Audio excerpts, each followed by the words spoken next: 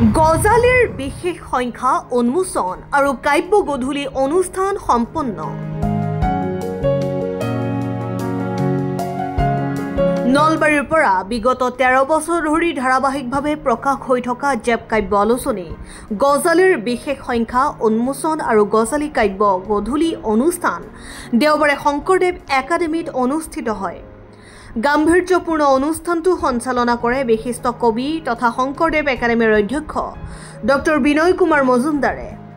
ব্যংগ লিখক তথা গজালিৰ সম্পাদক শংকৰ শৰ্মাই আধৰা অনুষ্ঠানটোত জ্যেষ্ঠ সাংবাদিক তথা কবি ৰমেন কলিতাই গজালিৰ বিশেষ সংখ্যাটো উন্মোচন কৰে। এই অনুষ্ঠানত প্ৰায় 25 গৰাকী কবিয়ে কবিতা পাঠ কৰাৰ উপৰি কালজয়ী অসমীয়া গীত কেইটামানো পৰিৱেশন কৰি অনুষ্ঠানটি গাম্ভীৰ্যপূৰ্ণ আৰু নান্দনিক কৰি তোলে। CTC আৰু অৰ্থডক্স চাহৰ অপূৰ্ব সংমিশ্ৰণ দিহিং পাটকাই চাহ। ইয়াৰ প্ৰতিটো চুমুকত আছে আমেজ ভৰা সতেজতা। সেয়েহে মোৰ একমাত্ৰ চইচ দিহিং পাটকাই কৰক চাই। অসম আৰু অসমীয়াৰ গৌৰৱ। আপোনাৰ দিনটো সতেজ কৰক দিহিং পাটকাই চাহেৰে।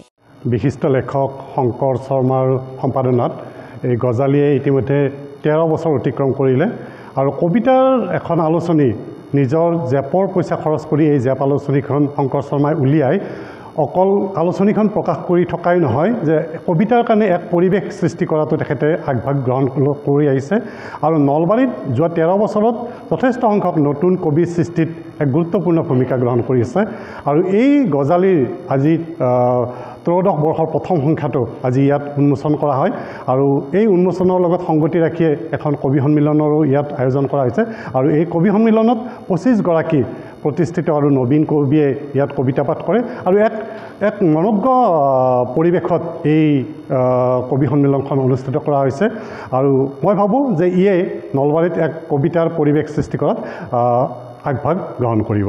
ধন্যবাদ।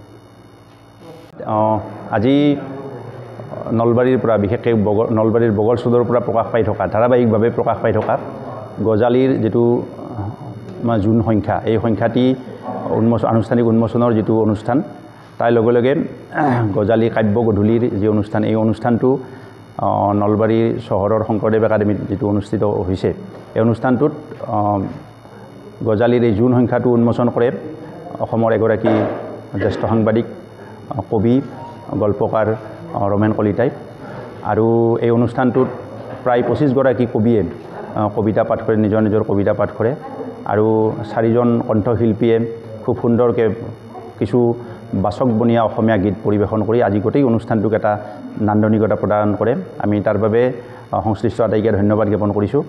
শংকৰ শৰ্মাই যি প্ৰচেষ্টা লৈছে ধাৰাবাহিকভাৱে গজালিৰ দৰে এখন জেপ আলোচনীক অসমৰ দৰে তাকো নলবাৰীৰ দৰে এখন ঠাইৰ পৰা যিটো ধাৰাবাহিকভাৱে প্ৰচাৰ বা প্ৰকাশ কৰি থকাৰ যিটো প্ৰচেষ্টা লৈ আছে তাৰ বাবে শংকৰ শৰ্মাক ধন্যবাদ জ্ঞাপন কৰিছোঁ।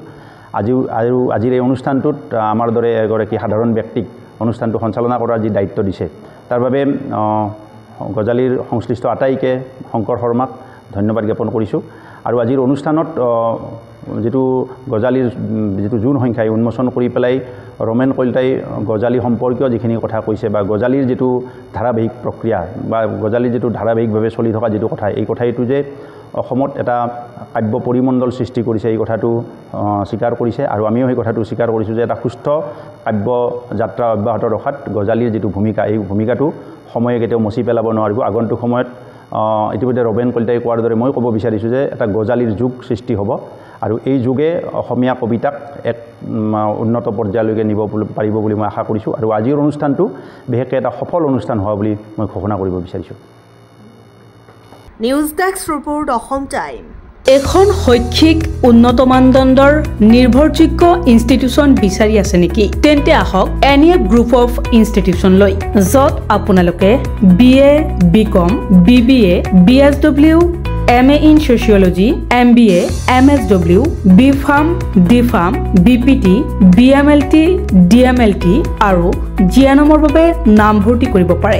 গুণগত শিক্ষা, উন্নত মানদণ্ড আৰু সুসজ্জিত লাইব্ৰেৰী, উন্নত ধৰণৰ লেবৰ সুব্যৱস্থা থকা এখন শিক্ষা অনুষ্ঠান যিখন গুৱাহাটীৰ মাছমজিয়া লখৰাস্থিত চাউকুচিত অৱস্থিত। আমাৰ যোগাযোগ নম্বৰ হৈছে 9435666999 অথবা 940 0117446 অথবা 9864649699 অথবা ভিজিট কৰিব পাৰে আমাৰ ৱেবছাইট লৈ www.nefcollege.org লৈ। ধন্যবাদ।